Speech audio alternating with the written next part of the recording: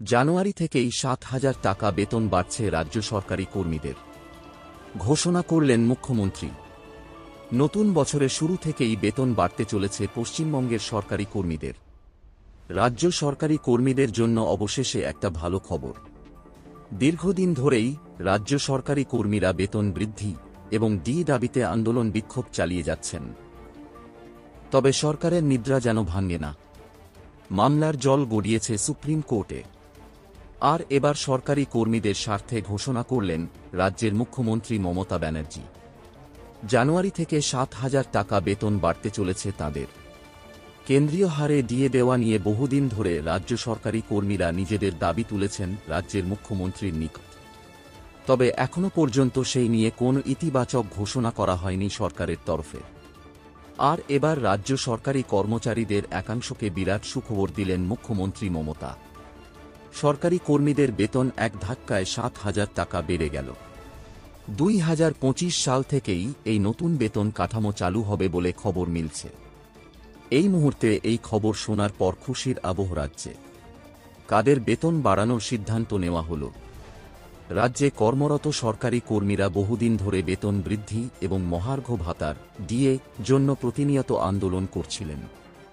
রাজ্যের বিভিন্ন প্রান্তে আন্দোলনের আঁচ বাড়ছিল। বিশেষত কেন্দ্রীয় হারে প্রদান না হওয়ায় রাজ্য জুড়ে সরকারি কর্মীদের মধ্যে অসন্তোষ তৈরি হয়েছিল। এর পাশাপাশি বকেয়া দেওয়ার জন্য দাবি তুলেছিলেন তাঁরা। যদিও সেই দাবি এখনও পূরণ করেনি সরকার। আর সেই দাবি কবে পূরণ হবে তা নিয়ে এখনও দ্বন্দ্ব তৈরি হয়েছে। তবে অধিকাংশ রাজ্যে সরকারি কর্মীদের দাবি পূরণ না হলেও এই রাজ্যের আংশিক কর্মীদের দাবি পূরণ করার ঘোষণা করেছেন মুখ্যমন্ত্রী। রাজ্য সরকার আগামী বছর তথা ২০২৫ সালের জানুয়ারি থেকে এই নির্দিষ্ট কর্মীদের জন্য নতুন বেতন কাঠামো চালু করার ঘোষণা করেছে, যা কর্মীদের মুখে হাসি ফোটাতে বাধ্য। ইতোমধ্যে রাজ্য ও কেন্দ্র সরকারের ভোকেশনাল ও কম্পিউটার সাক্ষরতা মিশন প্রকল্পের কর্মীদের জন্য নতুন সিদ্ধান্ত নেওয়া হয়েছে।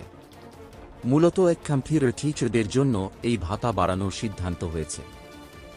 আর এই নতুন কাঠামো অনুযায়ী ৫ বছরের চাকরির অভিজ্ঞতা থাকা কর্মীদের ন্যূনতম বেতন হবে ২১,০০০ টাকা। আর তিনি যদি ১০ বছর চাকরি করেন তাহলে এই বেতন বেড়ে দাঁড়াবে ২৫,০০০ টাকা। একজন ব্যক্তি ১৫ বছর চাকরি করলে বেতন হবে ৩২,০০০ টাকা।